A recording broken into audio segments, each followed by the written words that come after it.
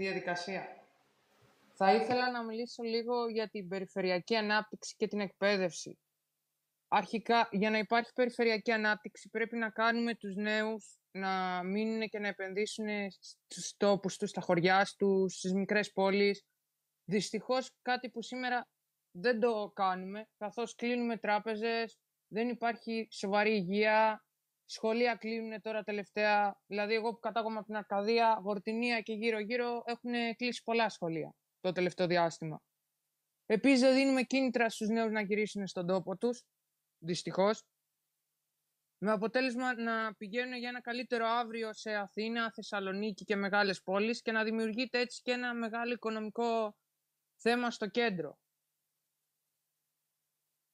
Επίσης, αν θέλουμε να υπάρχει ανάπτυξη, θα πρέπει να επενδύσουμε και στην εκπαίδευση, καθώς μέσα από τη γνώση αποκτάμε κίνητρα, δυνάμεις, τεχνικές και εμπειρία και έτσι αποτελούμε και ένα δυνατό εργαλείο για το μέλλον, που μέσα στην εκπαίδευση θα πρέπει να συντάξουμε περισσότερο και την τεχνολογία.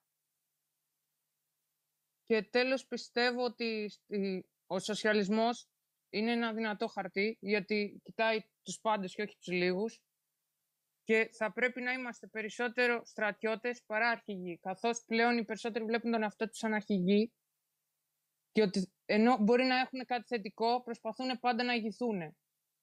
Ενώ θα έπρεπε να κοιτάξουν πιο πολύ στη συνεργασία. Αυτά ήθελα να πω εγώ. Σας ευχαριστώ πολύ.